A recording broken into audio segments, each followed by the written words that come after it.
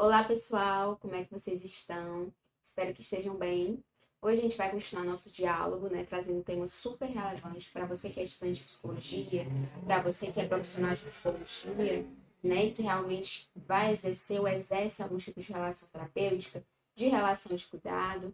Então, assim, é um tema super relevante para a gente pensar um pouquinho sobre o sofrimento, para a gente pensar um pouquinho sobre a psicopatologia, pela compreensão gestáltica, pela compreensão fenomenológica, né, que é as compreensões, os entendimentos que a gente vem trazendo aqui na página.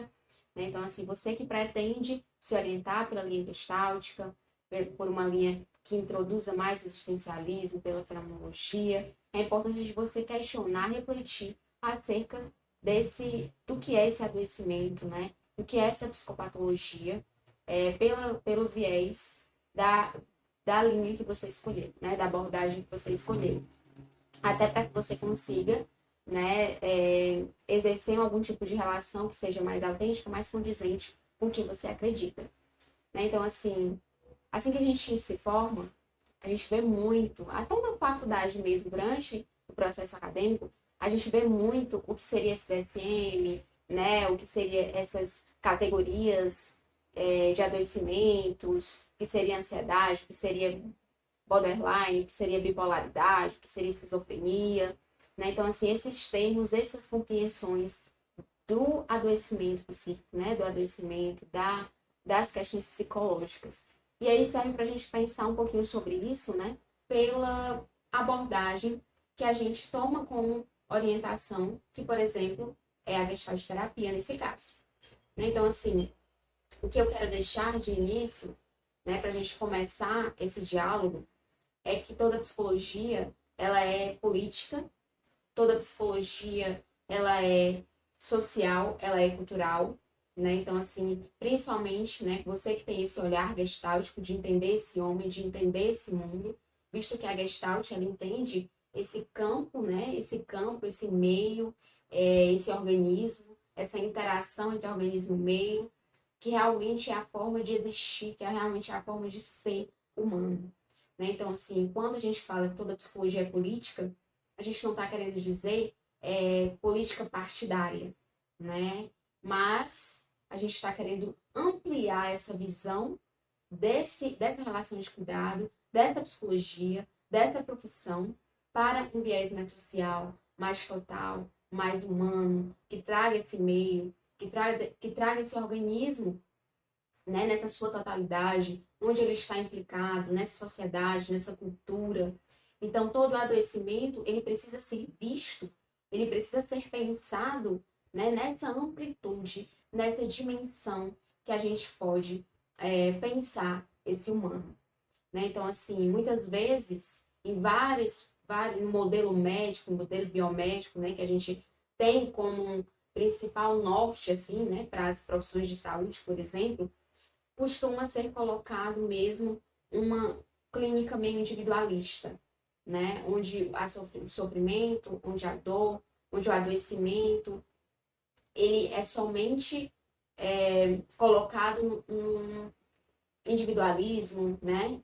E esquece totalmente dessa ampliação social, dessa ampliação cultural, histórica, né, política.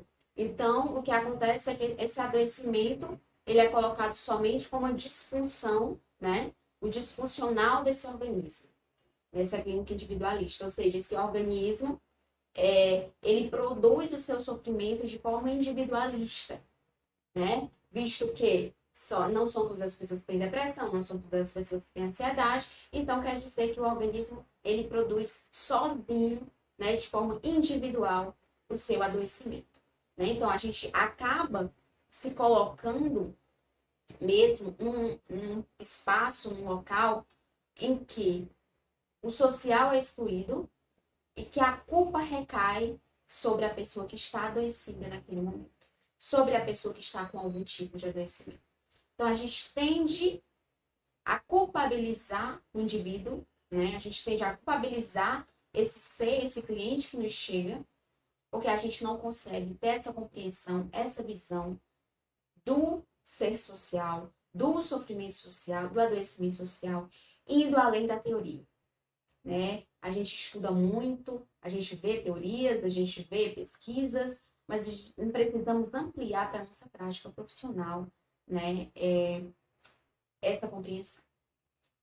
E é importante citar, super válido citar, para você que leu, para você que viu o nosso Código de Ética Profissional, psicólogo, ou para você que ainda não viu e que quer ver, né, o Código de Ética da Psicologia, nos princípios fundamentais, tem, né, consta dizendo que a gente, quanto profissional, a gente precisa ter uma responsabilidade social, né, que a psicologia, ela precisa ser ampliada para esse viés social, né, a psicologia, ela não pode ser um meio de exclusão, de exploração, né, ela precisa reconhecer esse indivíduo enquanto integral e quanto possuidor de seus direitos.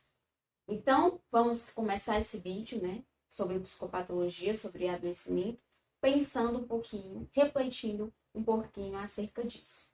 E antes de iniciar, eu quero trazer esse desenho.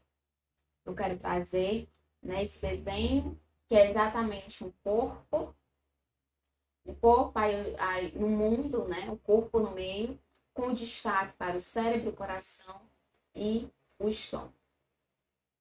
Né? Então, assim, vamos pensar um pouquinho, né, sobre como a gente se reconhece enquanto indivíduo, sobre como a gente se reconhece enquanto ser social e ser humano. Né? Todo adoecimento, ele diz sobre essa integralidade, né, como a gente já tem visto nos vídeos. Então, é preciso reconhecermos a nossa integralidade. E quando a gente fala sobre isso, a gente quer incluir que o adoecimento, ele não pode ser visto somente pelo viés psíquico, só pelo viés mental. Né? O adoecimento, apesar de emergir, de se construir nesses fenômenos psicológicos, né? A partir desse psiquismo, mas ele é estruturado nesse ser integral. Ele é construído nesse ser integral. Nesse ser que é corpo, nesse ser que é social, nesse ser que é relacional, né? É tanto que percebemos tantos adoecimentos, né, que chegam a se expressar no nosso corpo. Né? Então, somos seres corpóreos. Isso inclui pensar que numa clínica psicológica, numa clínica onde há uma relação de cuidado com esse humano, é preciso visualizarmos esse organismo enquanto ser que é integral e total no mundo. Né? É algo super importante para a gente, psicoterapeuta, que quer nos orientar, que a gente quer se orientar por esse viés gestáltico, entendermos esse ser no mundo, esse ser que é mundo, que se constrói. Né? A gente entende que nós temos a nossa própria autorregulação, né? Nós temos a nossa singularidade, mas nos construímos nesse mundo. E serve até pensarmos sobre essa dinâmica de figura-fundo, sobre essa hierarquia de necessidades que a gente já falou nos outros vídeos, onde há uma necessidade dominante e a gente tem que buscar essa satisfação no meio. Né? Então, assim, somos meio, o ar que você respira, o alimento que você digere, a forma como você se relaciona com as outras pessoas. A gente observa o mundo, a gente é mundo, a gente nasce numa determinada cultura, a gente nasce com uma determinada visão social, a gente está nesse social, então a gente é influenciado e a gente se constrói a partir disso, né? Tanto que os nossos atos, os nossos pensamentos, eles estão permeados pelo social, né, atual. Não que não tenha resquícios dessa construção histórica, né, passada, sim, porque esse atual ele se constrói a partir de toda essa construção histórica, desde o passado, né, enfim. Mas é pensarmos que no social nos construímos enquanto organismos humanos e sociais, enquanto organismos integrais, enquanto organismos totais. Então, o adoecimento ele precisa ser pensado também como construção social. Né? A gente sai de um modelo, de uma clínica que só foca nesse indivíduo, né? De uma clínica que culpabiliza esse organismo pelo seu adoecimento, unicamente, né? Esse organismo, para pensar no adoecimento que é relacional, que é campo. E quando a gente fala de campo, a gente tem um modelo gestáltico de campo que compreende as relações e o encontro desse eu com o outro. eu com tu, né, que constrói campos de sentidos, campos relacionais. Então, a gente precisa estender, a gente precisa ampliar a nossa compreensão de adoecimento para esse campo. Porque é esse campo que produz esse adoecimento. Né? E quando eu falo de campo, eu falo de organismo e meio. Do nosso entendimento gestáltico do que é campo. Não é somente o meio, não é somente o organismo. Porque senão a gente estaria olhando somente partes de uma totalidade. A gente entende que o adoecimento, ele é interacional. Né? A mente, ela é um processo que emerge exatamente dessa interação. Né? Então, não tem como eu fazer uma clínica, pensar uma clínica ou pensar uma intervenção terapêutica, psicológica, que não inclua essa visão de campo, não inclua essa cocriação. Né? O que seria essa cocriação? Exatamente esse aspecto de pensarmos que o organismo sozinho, ele não é responsável pela sua produção de adoecimento, até porque não existe esse organismo sozinho. Não existe esse organismo sozinho porque estamos no mundo. Então, isso abre possibilidade para pensarmos, né, numa psicopatologia que depende das situações, que depende do meio, e de uma psicoterapia também que depende das situações e que depende do meio.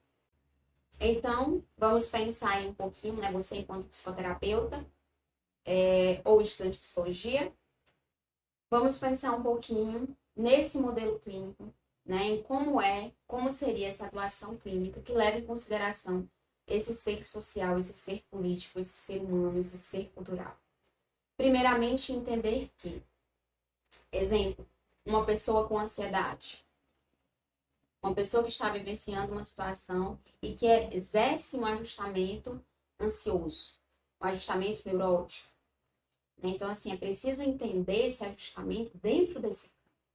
Nós, enquanto psicoterapeutas, vamos receber esse cliente com os seus ajustamentos disfuncionais, com os seus ajustamentos neuróticos, mas compreendendo os temas, as repetições, os sentidos, os significados que emergem nesse campo, eu e outro, desse encontro, das minhas vivências e das vivências desse outro. Então, é por isso que a gente fala que essa relação terapêutica, ela é tão singular, ela é tão aqui e agora, ela é tão no presente, ela é tão espontânea, experiencial, porque ela acontece naquele momento, naquele campo que se vive naquele instante. Né? Então, o conteúdo que emerge ali, as experiências, as formas que emergem ali, depende exatamente desse meu encontro com o outro. Né? Então, vamos pensar não um organismo que tem ansiedade, com ansiedade, ansioso. Vamos pensar em um organismo que está com ajustamento ansioso naquele momento, né? E que se expressa nessa relação comigo. Né? Então, eu, enquanto psicoterapeuta, você, enquanto psicoterapeuta, é parte desse processo de emergência das questões do seu cliente. Então, aquela dor, aquele sofrimento que vai emergir naquela relação, naquele momento e naquele instante. Né? Então, assim, é importante a gente começar a prestar atenção desses sofrimentos que emergem no aqui e agora da relação. Prestar atenção nos padrões de repetição, de comportamentos, de relação que esse cliente exerce com a gente. Então, assim, exerce determinados tipos de relação em família e passa isso para a relação terapêutica. Então, nós temos que ver como manejar isso, nós temos que perceber, temos que compreender como é esse campo que a gente está exercendo com o cliente. Isso inclui saber a sua própria forma de expressão. Isso inclui saber, se conhecer-se enquanto corpo psicoterapêutico. Né? Você é um corpo que está ali, é um organismo, é uma experiência, é um self, né? Um conjunto de selfies. O self com as suas expressões. Né? Então, realmente é você se perceber nesse processo e se reconhecer enquanto corpo que facilita o processo dessa emergência de questões desse cliente seu, né? Então, assim, esse cliente só está emergindo essa dor, essas questões ali, naquele momento, porque é o campo que se constrói. Então, por isso a importância de você compreender esse campo que se constrói com o seu cliente. Dessa forma, né, você já vai estar entendendo o adoecimento para além de uma construção, de uma culpabilização do indivíduo. Você vai estar compreendendo um adoecimento, um sofrimento que emerge na situação espontânea. Na relação com esse outro, na relação com esse mundo, na relação com esse meio. Então, eu já entendo um sofrimento que é situacional.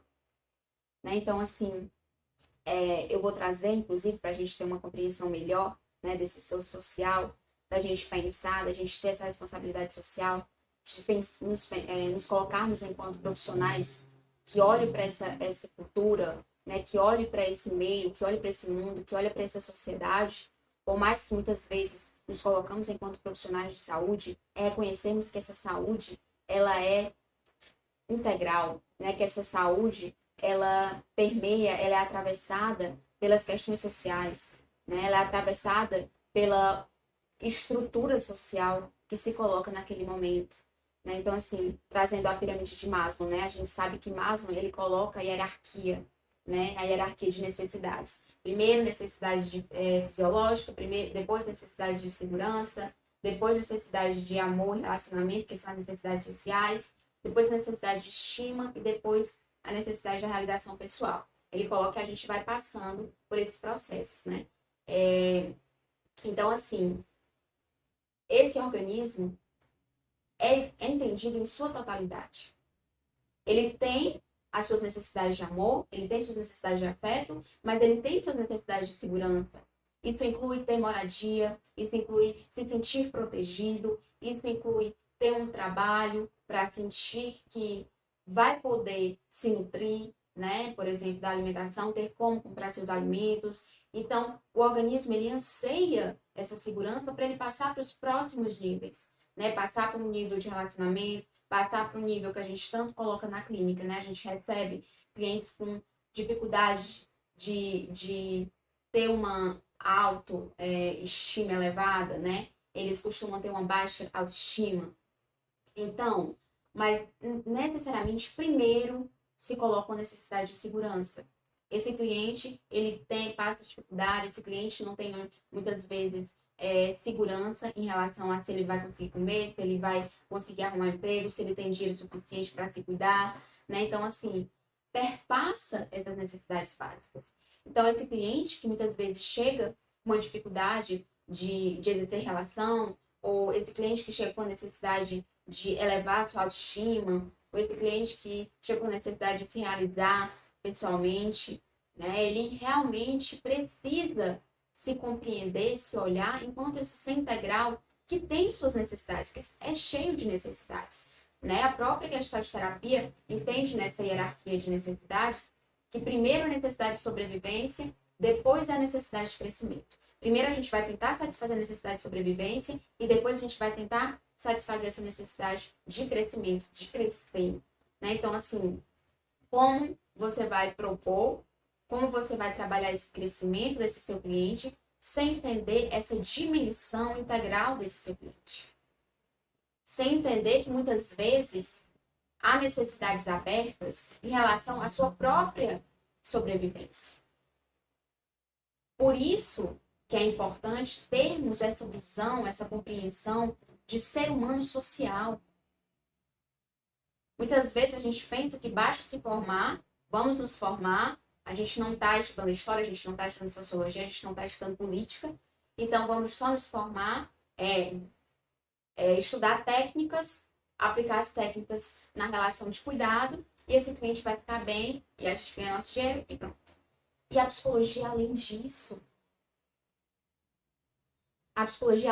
porque a psicologia nos diz que somos seres, que é integral, que somos seres totais, e a gente precisa ser reconhecido em nossa integralidade.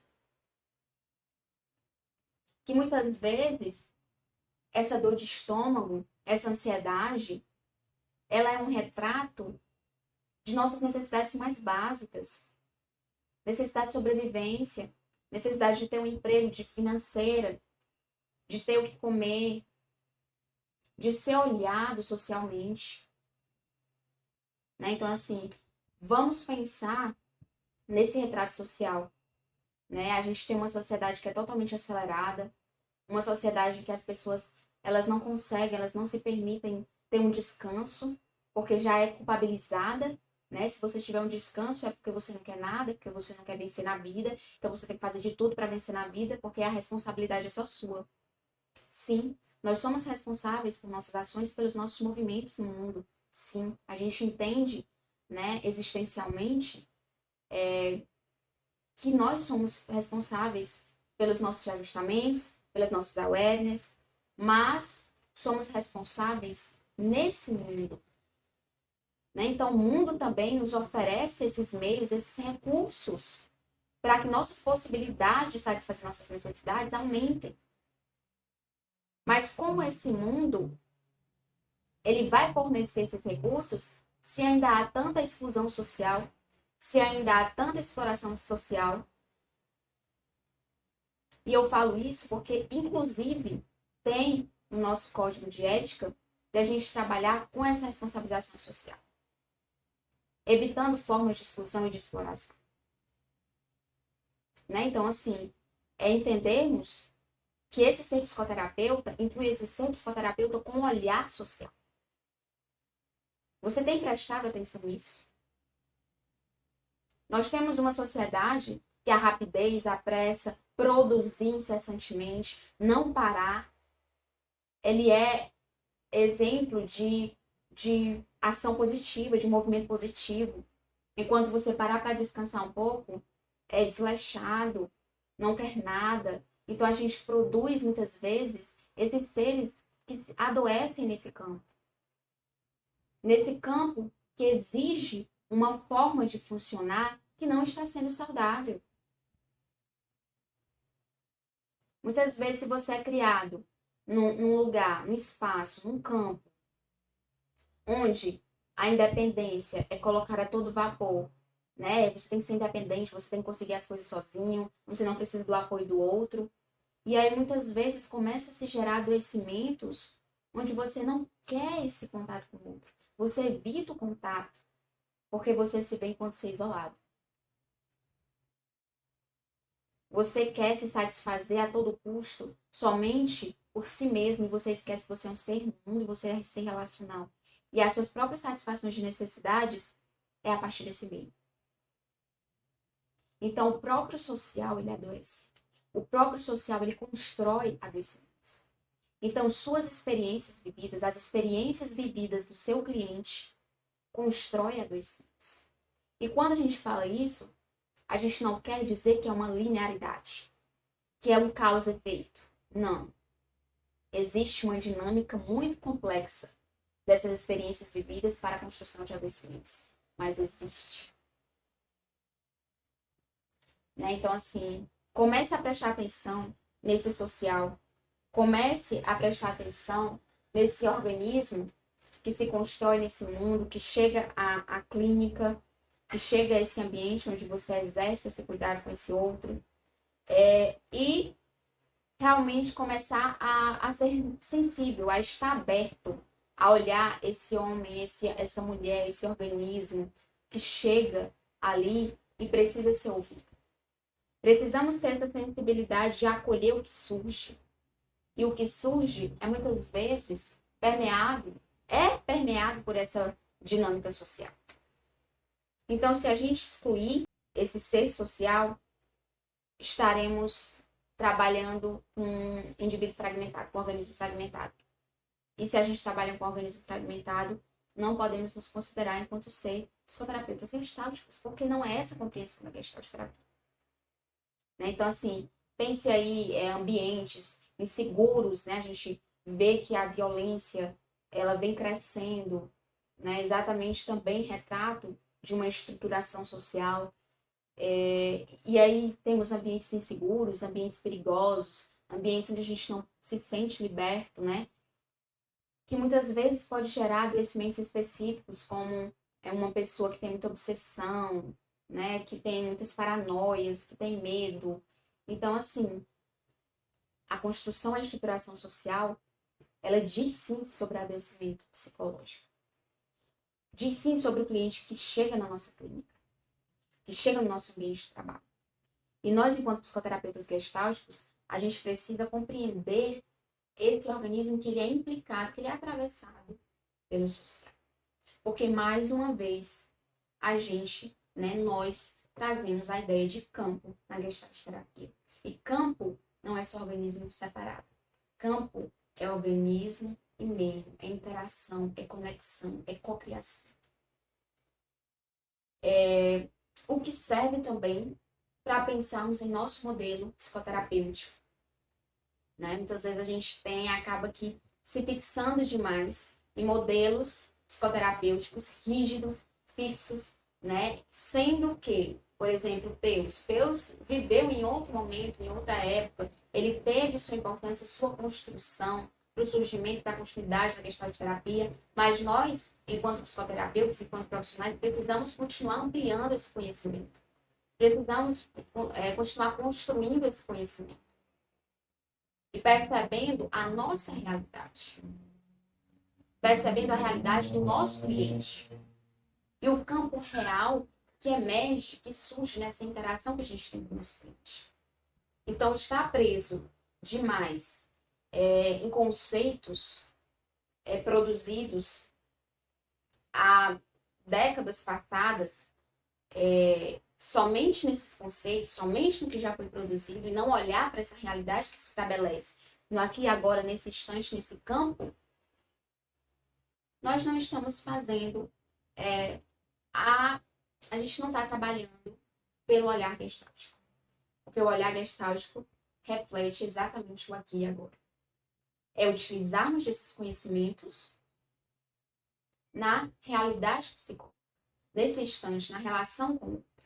Isso inclui dinamicidade. Isso inclui encontro.